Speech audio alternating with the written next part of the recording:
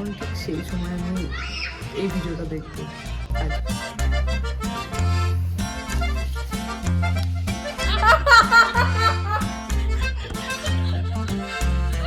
এবার চল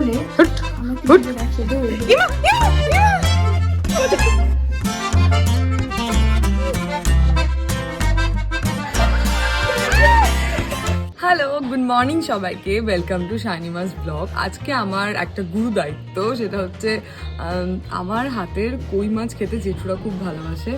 তো মা বলে গেছে যে অন্য কাউকে করতে হবে না, তুই করবি। তাই জন্য আজকে আমি কই মাছ রান্না করবো সকাল সকাল, আর তোমাদেরকেও দেখাবো। চলো, এখানে আছে কই মাছ ভাজা, এই পেস্টের মধ্যে আছে আদা, জিরে, লঙ্কা। আমি এখানে নিয়ে নিচ্ছি একটু কালো জিরে ফোড়নের জন্য। তারপরে পুরো পেস্টটাকে নিয়ে কড়াইতে দিয়ে দেবো। এই যেটা এখন ফ্রাই হচ্ছে, আদার মানে গন্ধটা যেটা, সেটা আস্তে আস্তে চলে যাবে। আদার গন্ধটা যখনই চলে যাবে তখন বুঝতে হবে যে না হয়ে গেছে মশলাটা। এই দেখো অলমোস্ট হয়ে গেছে। এবার এটার মধ্যে জল দিয়ে দিতে হবে। কি বলছো?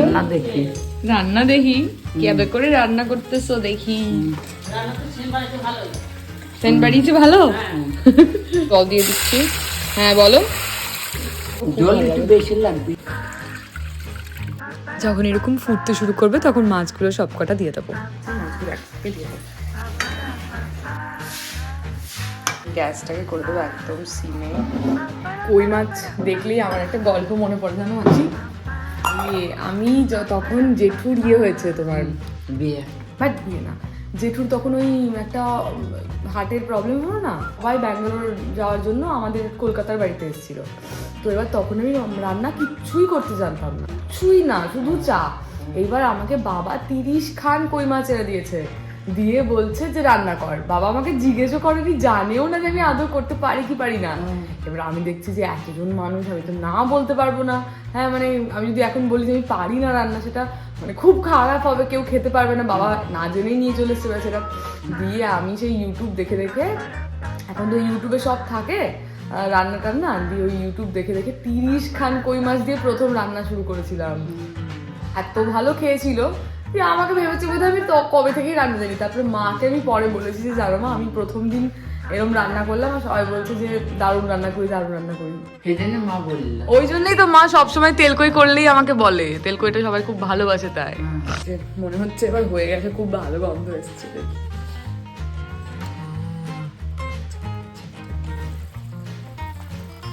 এই যে বাবা এসছে খেতে, বাবাকে মাছটা দিয়ে দেবো।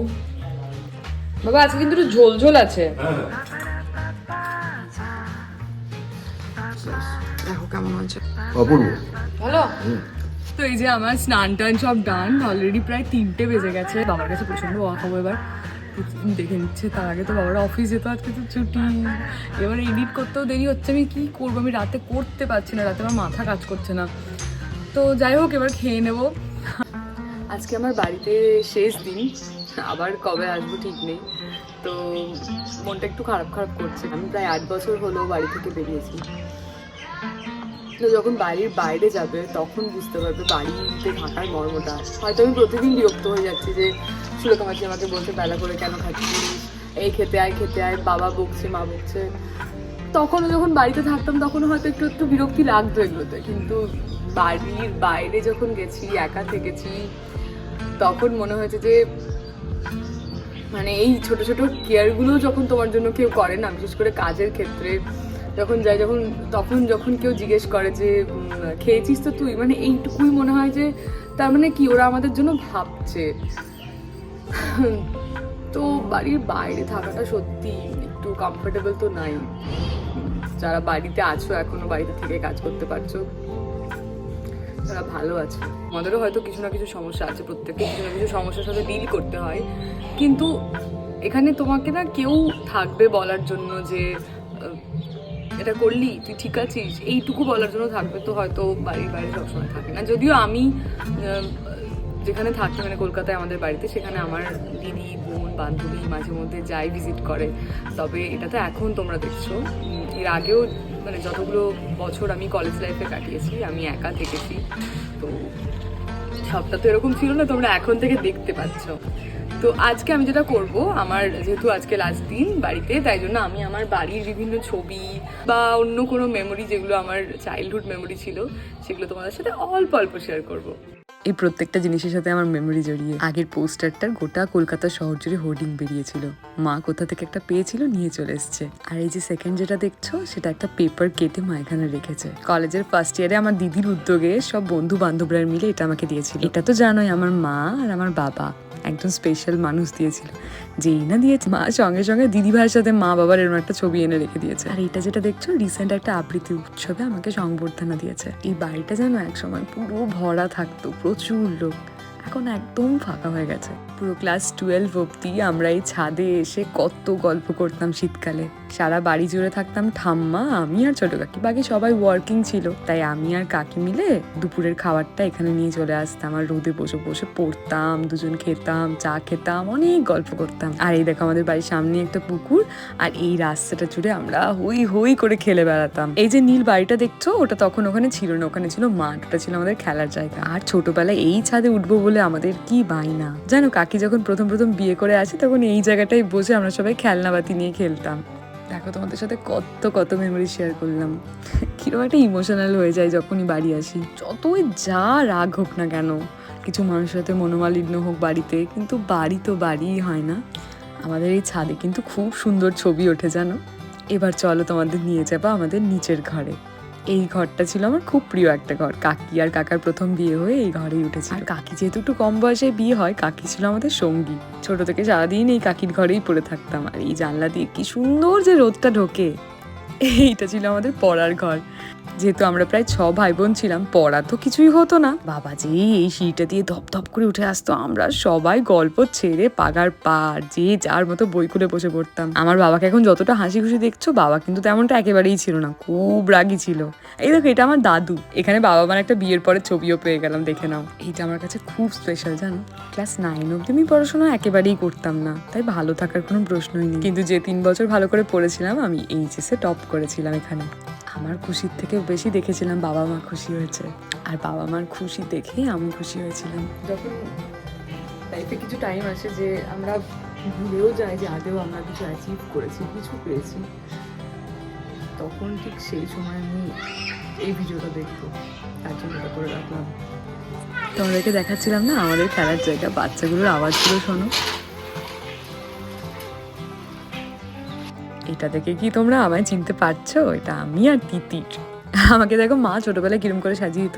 আর মা কোনো জায়গায় পার্সিয়ালিটি দেখাবে না, তাই দিদিভাই আমার ছবি সবসময় পাশাপাশি রাখে। যে পল্লবীর কথা বলেছিলাম তোমাদের, যাকে চিরতরে হারিয়েছি, এই হচ্ছে সে। এখানে দেখো রিয়াজ, রিয়া, পৌলমী আমি, এটা পল্লবী, পৌলমী আমি, আর এটা সায়ন্তিকা আমি। কারোর সাথে একদম নার্সারির বন্ধুত্ব, কারোর সাথে 7, কারোর সাথে 8, কেউ 11, 12, ইভেন এখানে কিন্তু পায়েলও আছে। ওদের মধ্যেই এত ভালো বন্ডিং হয়ে গেছে, আমি মাঝে মধ্যে অবাক হয়ে যাই। আর এই পুরো জিনিসটা ওরা আমাকে বানিয়ে দিয়েছিল যখন আমি এইচএস পাস করে কলকাতা আসবো, তার ঠিক আগে আমার জন্মদিনে। আর সাথে সায়ন্তিকা নিজের হাতে এটা এঁকে দিয়েছিল। দেখো যবে থেকে ভালো করে পড়তে শুরু করেছিলাম, এইখানটায় বসেই পড়তাম আমি।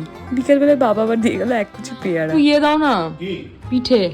পিঠে? হ্যাঁ পিঠে দেবো? খুলরাও হ্যাঁ? তোমাদের এখানে কেউ বানায় না? মাও চলে এসছে, মায়ের সাথে একটু দেখা করে আসি। পায়ে মাঝে মধ্যে এত ব্যথা করছে, আবার একটু মাঝে মধ্যে একদম ঠিক হয়ে যাচ্ছে। বললি আসবি না? দুটো আছে খাওয়া। এই একটা দেখে দে। কি এটা? একটা দেখে দে। ভাজা পিঠে। আমি পিঠে পিঠে করছিলাম। কে দিল এটা? আরে বাবা অরঙ্গাবাদ থেকে নিয়ে এসেছে, এবার আমি তো মা মায়ের জন্য কটা নিয়ে এসেছে। এখানে মারা করেছিল একটা পিকনিক, আর সেই পিকনিকের নাচ দেখে তো আমরা হাসতে হাসতে মরে যাচ্ছি। শ্রেয়া দুধ নিয়ে এসছে চাকরি করতে। আরে আমি বাবা মাকে এত রাগায়, এই ভিডিওটা দেখে শ্রেয়া জিজ্ঞেস করছে যে তোমরা কি ড্রোন নিয়ে গেছিলে? আর বাবার উত্তর শুনে তো ওরা হেসে কুটি কুটি। বাবা বলছে না না, তোর মা গাছে উঠে গেছিল।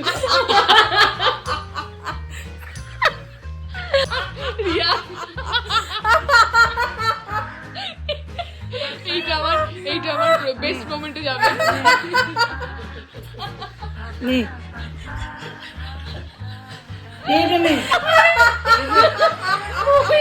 এটা আবার আমার ছোট কাকি, এই কাণ্ড দেখে আবার হেসে গড়াগড়ি ওরা।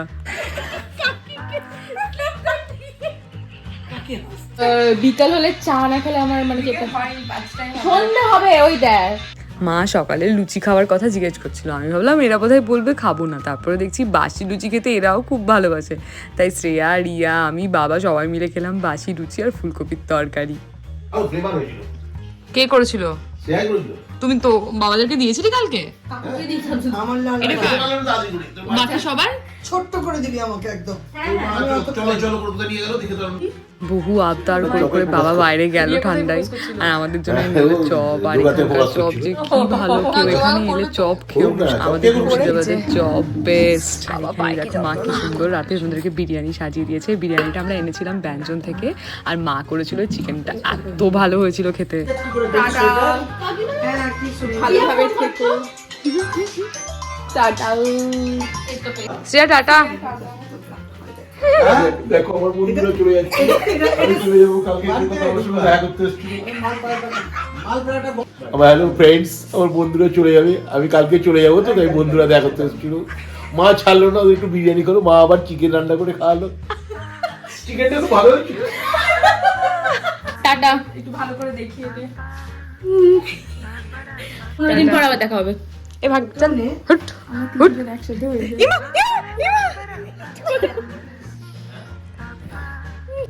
তিন মূর্তি ছোটবেলার থেকেও এখন বেশি বিচ্ছু হয়ে গেছে। তো গুড নাইট এভরিওয়ান, সবাই ভালো থেকো, টাটা। আবার দেখা হচ্ছে কালকে একটা ব্লগে কলকাতায়।